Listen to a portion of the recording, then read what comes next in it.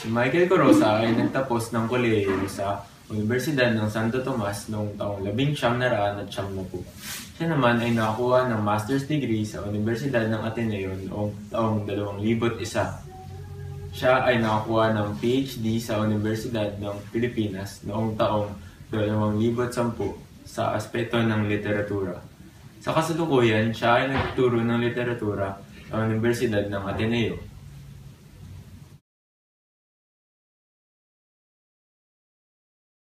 Tulad na nagsusulat, dumarating siyang ni walang pasabi.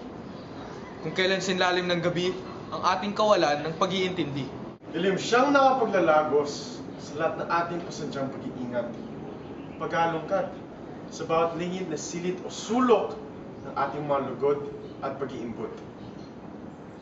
Ginigising tayo ng alinsangang, dulot ng kanyang pangahas, na hininga, ngunit dagling. Naglalao siya sa pagmulat ng ating pangamba. Napapabalikwas ang ating takot at kahit bantulot. Hinahagilap natin ang ikinubling tapang, iniumang saan man, may hinalang kumaluskos. Ngunit, tulad ng dapat asahan, tanging tagumpay niya ang ating nasusumpungan sa pinto o bintanang kanyang dinistrung. Malaking puwang sa ating loob ang iniiwang bakas ng kanyang pagdalaw sapagkat tinataray niya pati ang liwanag sa palad nating binutas ng magap. Magnanakaw. Ang ibig sabihin ng tula na ito ay kahit anong paghahanda o preparasyon na ginagawa natin, tayo pa rin ay nabibigo sa mga karanasang malulungkot na nararanasan natin habang buhay. Hindi natin ito may iwasan dahil kasama ito sa daloy ng ating buhay.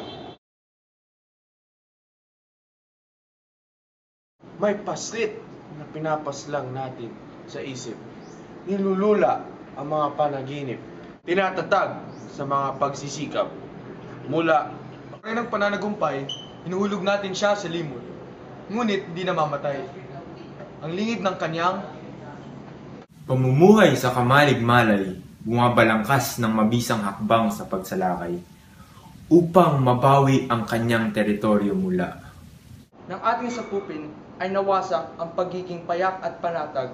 Sa sandaling naglilibang at nahihibang tayo, darating siyang Isang dambuhala, walang kamuwangan.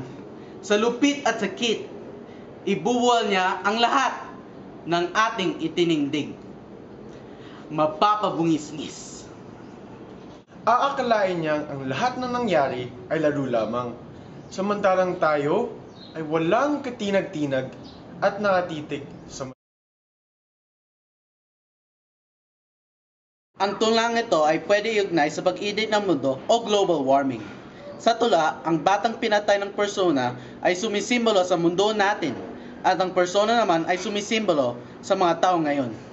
Dahil inaabuso natin ang likas yaman ng ating mundo, matitikman natin ang galit nito. Mararanasan natin ang mga sakuna katulad ng bagyo at tagtuyot. Tayo lang ang nagsisira ng mga ari-arian natin.